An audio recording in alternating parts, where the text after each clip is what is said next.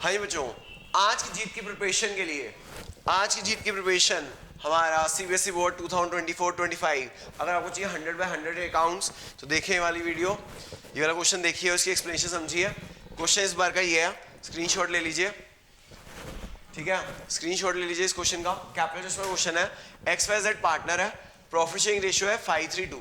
जो Y retire हो रहा है on 1 April 2018, on which date X Y Z की capital after adjustment, after adjustment मतलब रिजर्व गुडविल रिवैल्यूएशन करने के बाद ये आपको कैपिटल दे रखी है तीनों की। कैश एंड बैंक बैलेंस है 9600 का।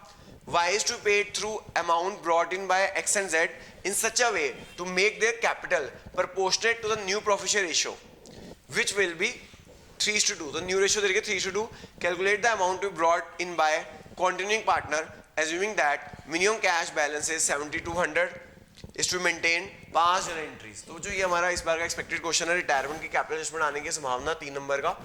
तो जो क्वेश्चन के अंदर लिखा हुआ था कि एक्स की कैपिटल कितनी है, एक्स की कैपिटल है हमारी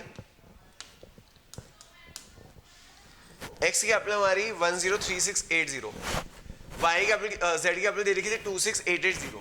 जो वाई रिटायर हो रहा है, जब वाई रिटायर हो रहा है तो उसे हमें पैसे पे करने हैं, उसे कैपिटल रीपे करनी है। कैपिटल रीपे करने के लिए हमें कैश चाहिए, कैपिटल को रीपे करने के लिए हमें क्या चाहिए, कैश चाहिए। तो कैश कहाँ से आएगा, कैश कहाँ से आएगा, हमारे पास कुछ कैश पड़ा हुआ है, हमारे पास कुछ कैश पड़ा हुआ है, जो 9600 का कैश पड़ा हुआ है फॉर्म के पास, लेकिन हमें ना वो सारा यूज नहीं कर सकते पे करने के लिए। क्वेश्चन में कहा गया कि हमें मिनिमम बैलेंस मेंटेन करना है 7200 का, क्वेश्चन में कहा गया कि हमें मिनिमम बैलेंस मेंटेन करना है 7200 का। तो बेटा हमारा सरप्लस कैश कितना है, 2400 है। फर्म के पास कैश और बैंक बैलेंस है 9600 का, मिनिमम बैलेंस मेंटेन करना है हमें 7200 का। तो बेटा हमारा सरप्लस कैश है 2400 का, ये फर्म यूज कर सकती है वाई को पे करने के लिए, ये पैसा यूज कर सकती है वाई को पे करने के लिए। तो बेटा देखो, कैश टू ब्रॉड टू पे वाई, कितना कैश लाना पड़ेगा एक्स और वाई को जिससे कि वाई को पे कर सके। वाई की कैपिटल थी हमारी 87840, वाई की कैपिटल 87840, लेकिन फॉर्म के पास पड़ा हुआ है सरप्लस कैश 2400, फॉर्म के पास सरप्लस कैश पड़ा हुआ है 20। तो हमें और कितना कैश चाहिए होगा बेटा वाई को पे करने के लिए, 85440 चाहिए होगा। कितना चाहिए होगा, ठीक है। तो अब इन तीनों की कैपिटल ऐड कर दी, एक्स की कैपिटल, वाई की कैपिटल, जेड की कैपिटल को ऐड कर दो, ये बन जाएगी। इन तीनों को जब हमने ऐड किया, जब हमने इन तीनों को ऐड किया तो टोटल कैपिटल फॉर्म कितनी बन गई, एक्स की कैपिटल, वाई की कैपिटल और जेड को वाई को पैसे लाने के लिए इतना कैश और चाहिए, तो टोटल कैपिटल हो जाएगी 2,16,000। कितनी हो जाएगी, इसको आप बांट दो न्यू रेशो में, इसको हमने बांट दिया न्यू रेशो में। न्यू रेशो गिवन है 3:2, न्यू रेशो गिवन है हमें 3:2, तो हमने इस 2,16,000 को बांट दिया 3:2 में।